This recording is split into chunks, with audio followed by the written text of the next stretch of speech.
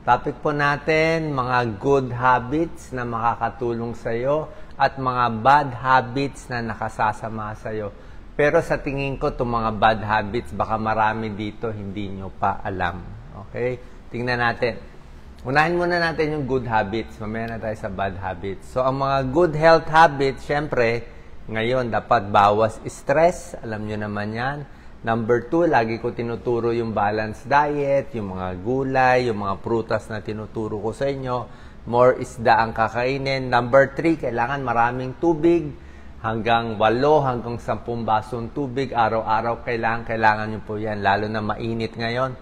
Number 4, sapat na tulog, napakahalaga. At least 7 hours ng tulog. Number 5, sa umaga, dapat may morning routine. Dahan-dahan lang ang galaw sa umaga para at least hindi mabigla yung katawan. Meron kasing high blood sa umaga at stroke sa umaga. Number 6, journaling. Maganda, nalalabas yung sama ng loob. Kwento sa asawa, sa kaibigan. Kung walang makukwentuhan, sulat mo. Number 7, kailangan maglalakad-lakad. Exercise. Number 8, pwede gumamit ng hagdanan kung mga 1 o 2 palapag lang. Number 9, kailangan alagaan ng paa.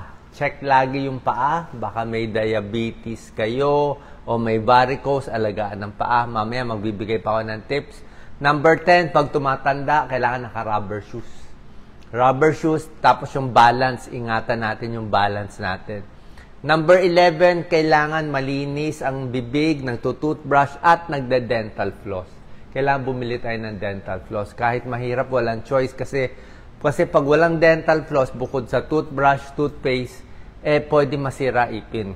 Lalo na kung di tayo makaka-dentista. Number 12, gratitude, magpasalamat kahit maliit na bagay. Number 13, dapat aral na aral para hindi ma-demensya, gumana utak natin. Number 4, yung mga stretch. Very important ang stretching everyday, lalo na pag tumatanda. And 15, kahit anong edad, tuloy-tuloy mo lang gawin kung anong mission mo, kung saan ka happy. Ito talaga yung positive health habits na gagamitin natin habang buhay.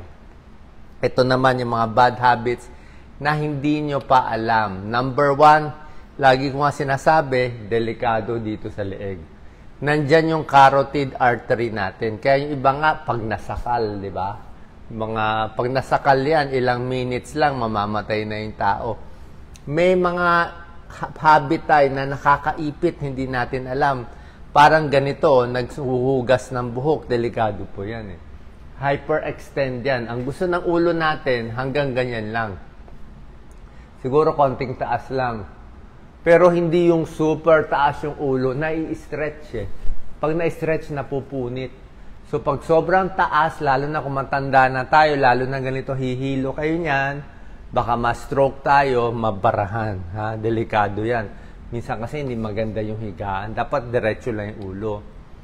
Diba? Ito, sobrang sikip ang necktie, delikado yan. Pag masikip kasi dito, tapos umikot ka ng ulo, lalong maiipit yan.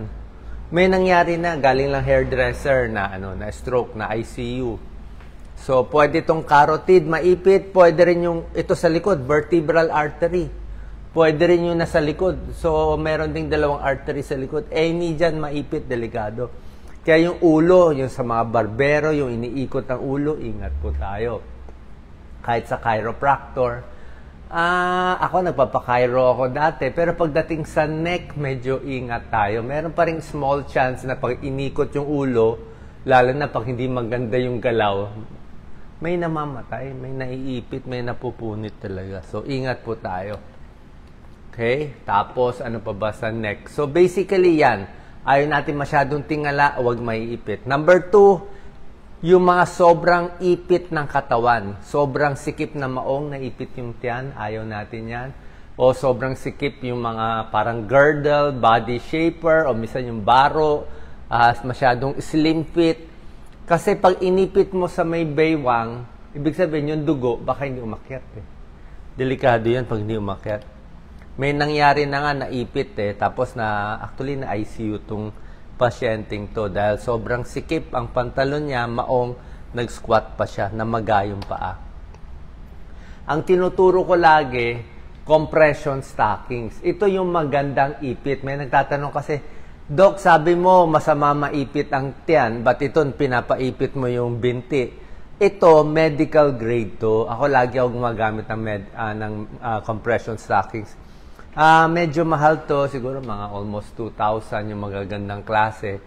Ang maganda kasi dito, ang ipit niya mula sa paa, ankle at binti pataas. Dito sa paa niya iniipit yung ugat natin.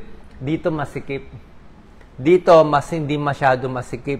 Dito, mas maluwag-luwag. Para yung dugo, pataas.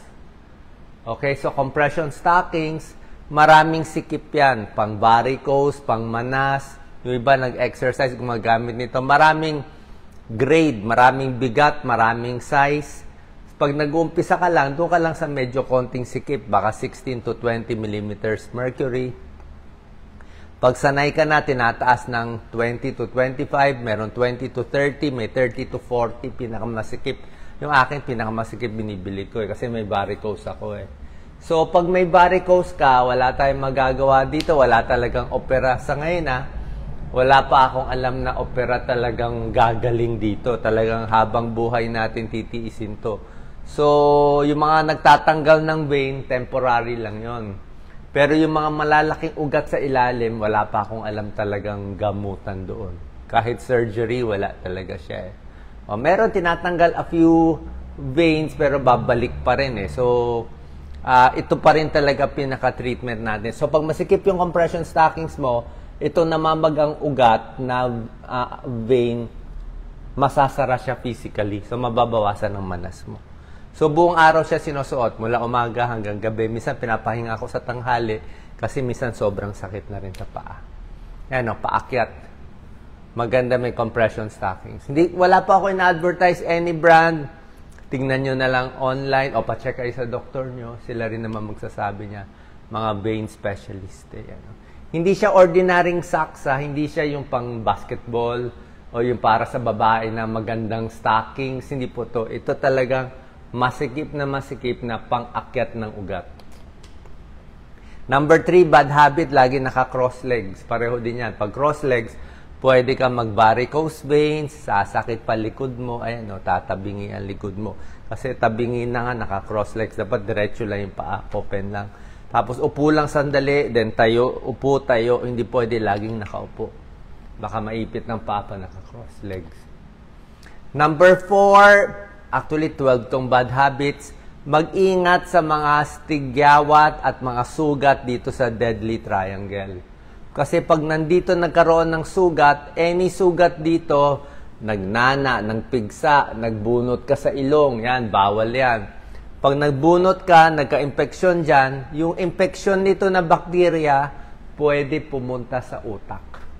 Pag pumunta sa utak, magnanana sa utak, lagot tayo. Kasi meron pong daanan yan papunta sa utak.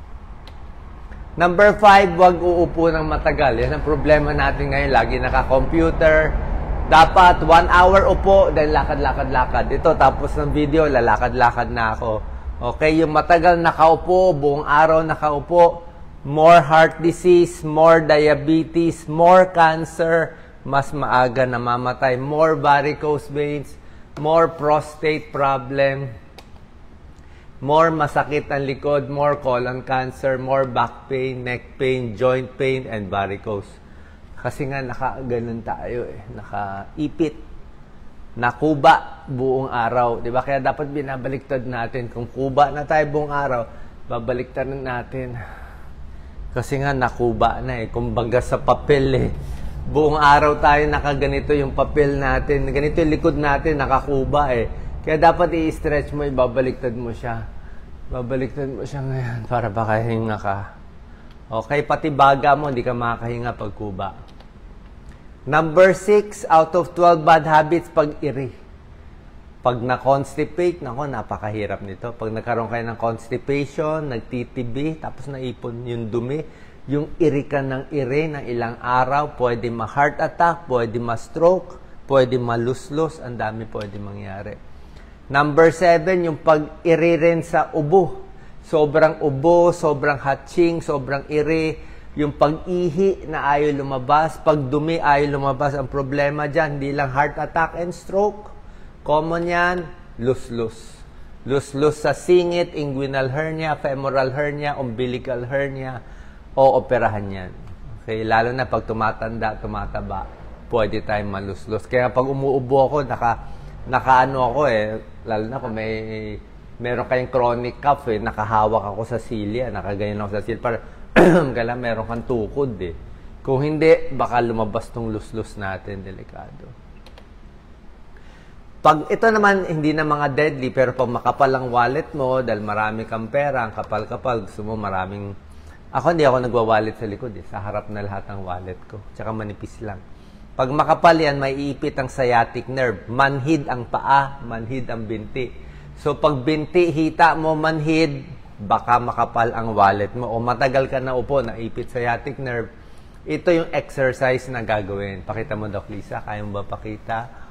Knee to chest. Maganda yan. Yan knee to chest exercise. Ngayon gagawin nyo mga 2 times ito. Ayan piriformis stretch de 4 na tinataas. Baliktaran yan. Ito, hamstring stretch. Maganda yan. Nakaupo. Ito, straight leg raising. Pwede rin yan. Maganda rin yan. So, pag gagawin nyo to, mga mga 2 beses, 5 seconds, 6 seconds.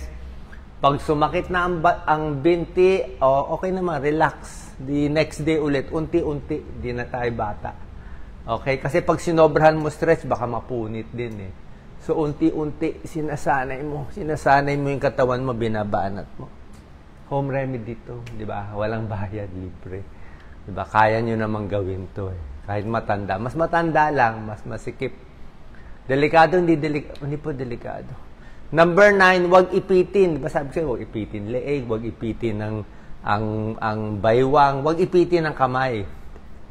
Pag inipit ang kamay, maka-carpal tunnel din tayo. Maipit ang median nerve at ulnar nerve. Manhid yan. Diba, inuuna natin. Ako minsan nakakalimutan ko Lalo na mga side sleeper. Dapat yung unan nyo, pag naka-side, yung unan mo medyo mataas-taas. Para gumanon ulo nyo. Pag nakatihaya, pwede manipis yung unan. Kulang sa tulog, delikado. Okay? Kulang sa tulog, more heart failure, more heart attack, more high blood pagpuyat, more diabetes pagpuyat, more walang balance, more vertigo pagpuyat, pwede matumba pagpuyat. Smoking alcohol, alam niyo naman masama, hindi ko na uulitin yan. Iwas tayo sa mga usok-usok. Especially usok ng mga tambutso, pagbahay mo katabi ng main road, mga nagsisiga, kasama yon. Nagba-barbecue, kasama rin yon. Yung usok pa rin yun Number 12, ingat sa tuhod. Okay? Pag masakit na ang tuhod, actually yung akyat baba, medyo hirap na yung tuhod Yung ganitong lunge, delikado po to sa inyo. Huwag nyo itong gagawin. Ang pinaka-exercise nyo lang sa tuhod, kung gusto nyo, may silya, upo, tayo sa silya. Yon. Kung gusto mo squat, mas bata ka, pwede rin squat. Pero pag medyo may edad na, hindi pwedeng ganito. Kasi one leg yan, delikado. Yung nakaluhod na matagal, wag lang sa semento. Kuya rin, naglilinis kayo, o kasambahay, wag lang sa semento. Kumuha kayo ng tuwalya, tuhod nyo dapat nakatuwalya. O unan, kundi masisira yan. Pag nasira ang tuhod nyo, knee replacement, 100,000, napakamahal din natin kakayanin yan. Diba? So, ingatan ang tuhod natin. Forward leg, forward head, pag lagi naka-cellphone, ingat din tayo. So, basically, ito mga tips natin. Sana nakatulong po. 12 bad habits na iiwasan at yung mga good habits na tinuro ko kanina. God bless po.